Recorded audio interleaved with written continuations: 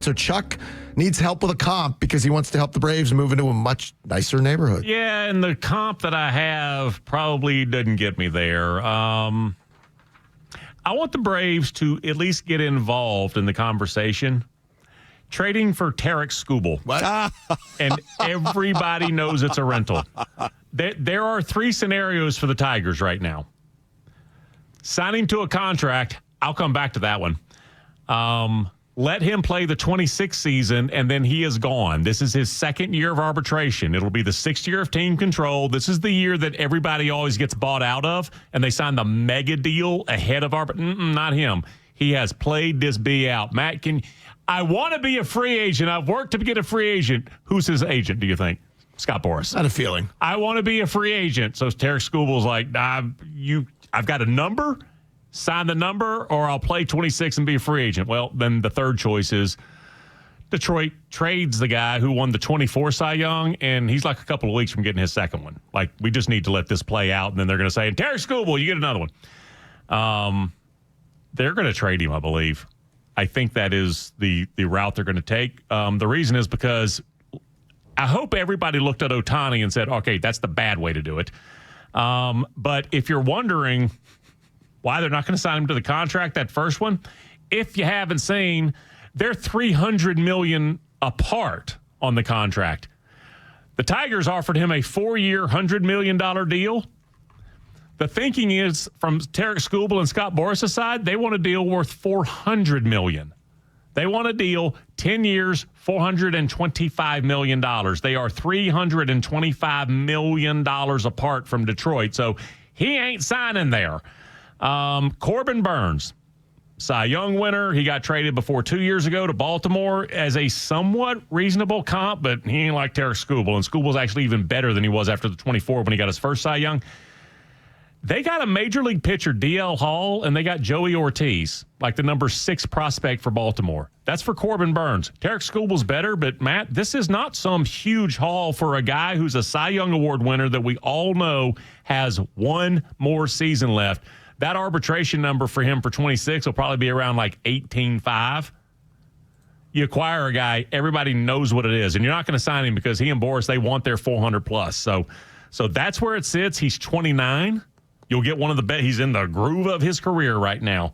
I would consider that. You would, Alex wouldn't. Why?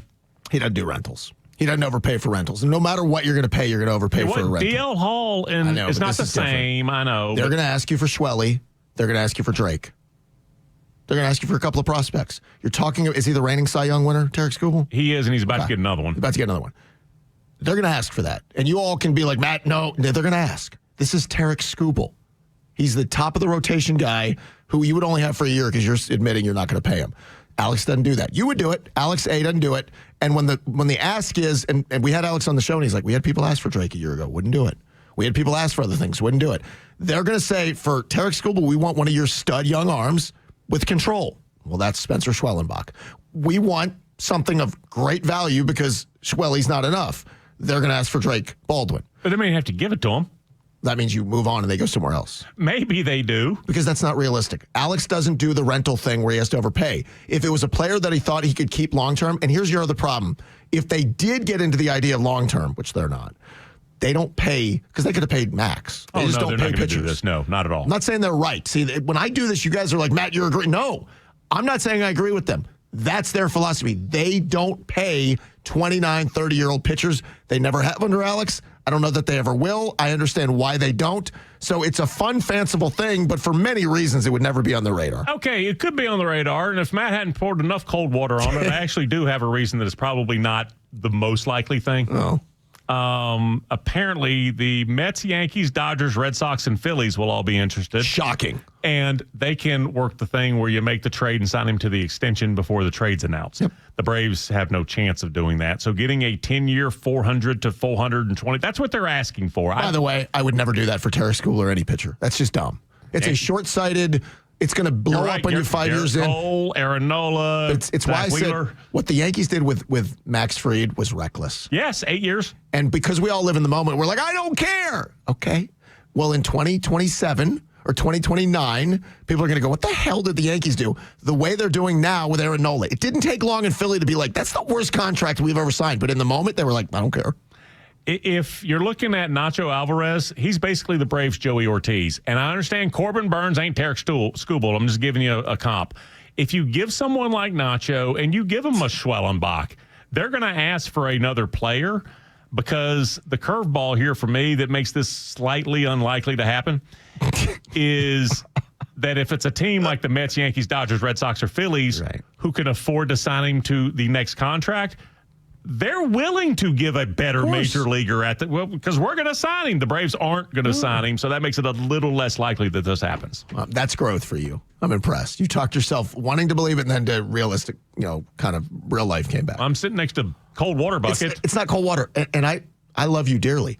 I'm not doing it every offseason where everybody's like, we're going to get Kyle Schwarber. Thank you. We're going to go get the best pitcher. It's like, guys, they don't do that. Doesn't make them cheap.